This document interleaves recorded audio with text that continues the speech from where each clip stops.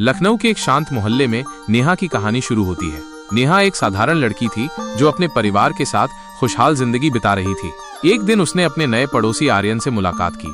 आर्यन एक रहस्यमयी लड़का था जो हाल ही में उनके मोहल्ले में आया था। उसकी आंखों में एक अनकहा दर्द छुपा था जिसने नेहा को उसकी ओर खींचा। नेहा और आर्यन के बीच जल्दी ही दोस्ती होने लगी। आर्यन अक्सर नेहा को अपनी किताबों के बारे में बताता और नेहा को उसकी बातों में गहरी रुचि हो गई। धीरे धीरे आर्यन ने नेहा को अपनी जिंदगी की दुख भरी कहानी सुनाई।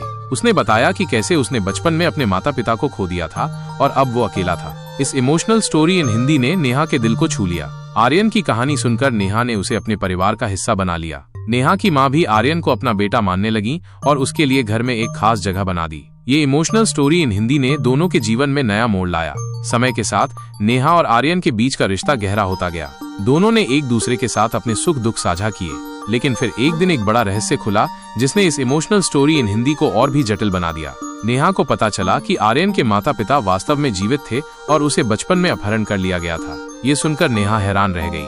उसने आर्यन से इस पर बात की और सच्चाई जानने की कोशिश की। आर्यन ने नेहा को बताया कि उसके असली माता पिता उसे खोज रहे थे और वो इस इमोशनल स्टोरी इन हिंदी के बारे में सब कुछ नहीं जानता था।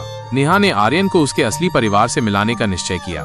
उसने आर्यन को समझाया कि अपने असली माता पिता से मिलना उसके लिए कितना महत्वपूर्ण है। इस इमोशनल स्टोरी इन हिंदी में ये मोड़ नेहा के लिए भी बहुत कठिन था, क्योंकि उसने आर्यन को अपने दिल से करीब माना था। आर्यन ने नेहा के साथ मिलकर अपने असली परिवार से संपर्क किया।